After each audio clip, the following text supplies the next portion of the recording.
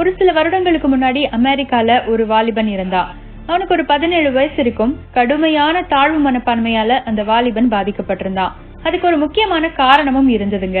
அந்த பையனுக்கு ஒரு 10 வயசு இருக்கும் போதே அவங்க அம்மாவுக்கு மனநலத்துல பாதிப்பு ஏற்பட்டிருந்தது.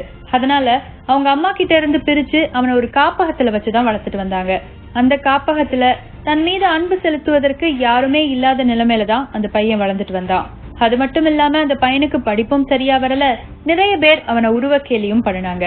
அவனுடைய ஆசிரியர்களாகட்டும், சொந்தக்காரர்களாகட்டும், அவனுக்கு தெரிந்தவர்களாகட்டும் அவன் முன்னேறதுக்கு வாய்ப்பே இல்ல அப்படின்னு தான் சொல்லிட்டு இருந்தாங்க. இப்படி இருக்கும்போதுதான் தன்னுடைய 17வது வயசுல அந்த பையன் எப்படியாவது தன்னுடைய தாழ்வு மனப்பான்மையில இருந்து வெளியே வந்துடணும் அப்படின்னு ஆசைப்பட்டான்.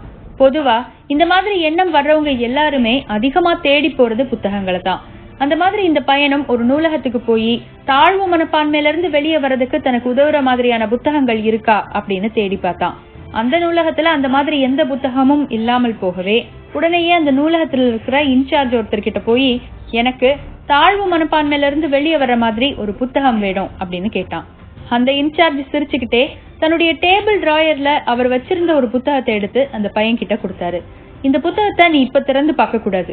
இன்னைக்கு ராத்திரி சரியா 9 மணிக்கு இந்த புத்தகத்துடைய முதல் பக்கத்தை நீ திறந்து பார்க்கணும். அப்படி திறந்து பார்க்கும்போது இடது பக்கம் ஒரு புகைப்படமும் அதுக்கு கீழே 3 வாக்கியங்களும் மட்டும் இருக்கும். அந்த 3 வாக்கியங்களை மட்டும் நீ வாசிச்சுக்கோ. வலது பக்கம் உனக்கான பக்கம். உனக்கு ஒரு கேள்வி கேட்டிருப்பாங்க. அந்த கேள்விக்கான பதில அந்த பக்கத்துல நீ எழுதணும். அதுக்கப்புறம் அந்த புத்தகத்தை தொடர்ந்து படிக்க கூடாது, மூடி வச்சிடணும். அடுத்த நாள் அதே மாதிரி இரவு 9 மணிக்கு இந்த புத்தகத்துடைய 2வது பக்கத்தை திறந்து அதுல போட்டிருக்கிறத படிச்சுட்டு வலது பக்கம் உனக்கு கேட்கப்பட்டிருக்கிற கேள்விக்கான பதில நீ எழுதணும். இதே மாதிரி இந்த புத்தகத்துல 30 பக்கங்கள் இருக்கு. 30 நாட்கள் சரியாக இரவு 9 மணிக்கு நீ இந்த புத்தகத்தை திறந்து நான் சொன்ன மாதிரியே நீ செய்ய அப்படின்னு சொல்லி அந்த புத்தகத்தை கொடுத்து அவனை அனுப்பி வச்சாரு. அந்த பையனை பொறுத்த வரைக்கும் அவர் கொடுத்த அந்த புத்தகம் அப்படிங்கிறது ரொம்ப வித்தியாசமா இருந்தது. பொதுவா 100 பக்கம் 200 பக்கம் அப்படின்னு இருந்ததுன்னா படிக்கிறதுக்கு ரொம்ப கஷ்டமா இருக்கும். இது தினமும் ஒரே ஒரு பக்கம் தான் படிக்கணும், ஒரு 4 வார்த்தை எழுதணும், அவ்வளவுதான் அப்படின்னு நினைச்சிட்டு அந்த புத்தகத்தை ரொம்ப சந்தோஷமா வாங்கிட்டு தன்னுடைய காப்பகத்துக்கு வந்து சேர்ந்தான். சரியாக அன்று 9 மணி ஆச்சு. அந்த புத்தகத்தை திறக்கிறான். முதல் பக்கம், அதுல இடப்பக்கம் ஒரு பெண்ணுடைய புகைப்படம் போட்டிருக்கு.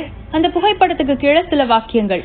பல வருடங்களுக்கு முன்னாடியே பார்வை திறனும் இல்லாமல் செவித்திறனும் இல்லாமல் பட்டம் பெற்ற முதல் பட்டதாரி இந்த பெண் தான். இந்த பெண்ணுடைய பெயர் ஹெலன் கெல்லர் அப்படின்னு போட்டிருந்தது. இதை படிச்ச உடனே இந்த பையன் தன்னுடைய வாழ்க்கையோட அதை பொருத்தி பாக்குறான். ரொம்ப சின்ன வயசுலயே இந்த பையனுக்கு கண்ணாடி போட வேண்டிய அவசியம் வந்துருச்சு.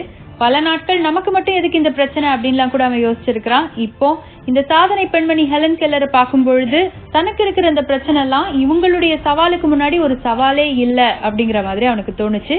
இதையெல்லாம் யோசிச்சுட்டு வலது பக்கம் அவன் பார்க்கும் பொழுது அதில் ஒரு கேள்வி இருக்கிறது. அந்த கேள்வி என்ன அப்படின்னா, இந்த கணத்தில் கடவுள் உனக்கு கொடுத்த ஒரு விஷயத்திற்காக நீ நன்றி சொல்ல வேண்டும் என்று நினைத்தால் எதற்காக சொல்லுவாய் அப்படின்னு.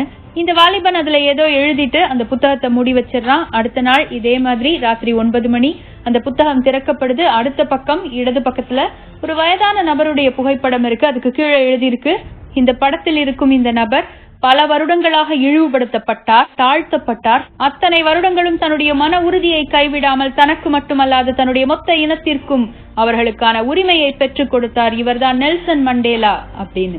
அதையும் படிச்சுட்டு அந்த பையன் தன்னுடைய வாழ்க்கையோட பொருத்தி பாக்குறான். இந்த பையனை அவங்க சொந்தக்காரங்கள நிறைய பேர் ஒதுக்கி வச்சிருந்தாங்க. அவங்க அம்மாக்கு இருக்கிற இந்த பிரச்சனை காரணமாக அவனுடைய நண்பர்களே நிறைய பேர் அவனை இழிவுபடுத்தி இருக்கிறாங்க. அது எல்லாத்தையும் யோசிச்சுட்டு வலது பக்கம் இருக்கிற அந்த கேள்வியை ரொம்ப ஆர்வமா பாக்குறான்.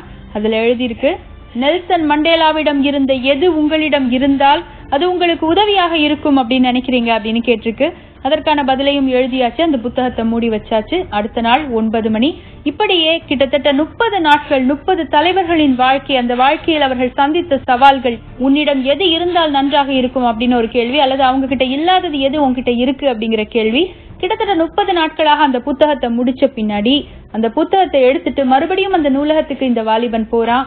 அந்த நூலகத்துடைய இன்சார்ஜ் கிட்ட இந்த புத்தகத்தை கொண்டு போய் கொடுத்துட்டு சொன்னான், இந்த புத்தகத்தை நான் வாங்கிட்டு போகும்போது என்கிட்ட எதுவுமே இல்ல அப்படிங்கிற நினைப்போட தான் நான் இந்த புத்தகத்தை வாங்கிட்டு போனேன். ஆனா இந்த புத்தகத்தை இப்ப திருப்பி கொண்டு வந்து கொடுக்கும் பொழுது இந்த உலகமே என்னிடம் இருப்பதான ஒரு உணர்வு எனக்கு ஏற்படுகிறது. இத்தனை நாட்கள் என்னிடம் எது இல்லை என்பதை மட்டுமே நான் பார்த்து வந்தேன். இன்றிலிருந்து என்னிடம் என்ன இருக்கிறது என்பதை பார்த்து நான் என்னுடைய வாழ்க்கையை செலுத்த போகிறேன் அப்படின்னு சொல்லிட்டு அந்த இடத்துல இருந்து கிளம்பி போனா. தன்னிடம் இருக்கும் திறமைக்கு எங்க போய் சேர்ந்தா நல்லா இருக்கும் அப்படின்னு யோசிச்சு அமெரிக்க ராணுவத்துல போய் சேர்ந்தான். சில ஆண்டுகள் அங்கு பணிபுரிந்து விட்டு ஒரு தன்னம்பிக்கை பேச்சாளராக அவதாரம் எடுத்தான். பின்னாளில் தன்னை போன்ற பலருடைய வாழ்க்கையில் மாற்றங்களை ஏற்படுத்தும் புத்தகங்களை எழுதும் ஒரு எழுத்தாளராக இன்றும் வாழ்ந்து கொண்டிருக்கிறார். அவருடைய பெயர் டேவிட் பெல்சர். உண்மையிலேயே பலருடைய வாழ்க்கையில் மாற்றத்தை ஏற்படுத்தும் பல மோட்டிவேஷனல் புக்ஸ் அவர் எழுதியிருக்கிறாரு. இன்னைக்கு இந்த கதையை கேட்டுட்டு இருக்கிற நம்மள பலருமே பல நேரங்கள்ல நம்ம கிட்ட இருக்கிறத பத்தி யோசிக்காம இல்லாத விஷயங்களை பத்தி மட்டும்தான் யோசிச்சு கவலைப்பட்டுட்டு இருந்திருப்போம்.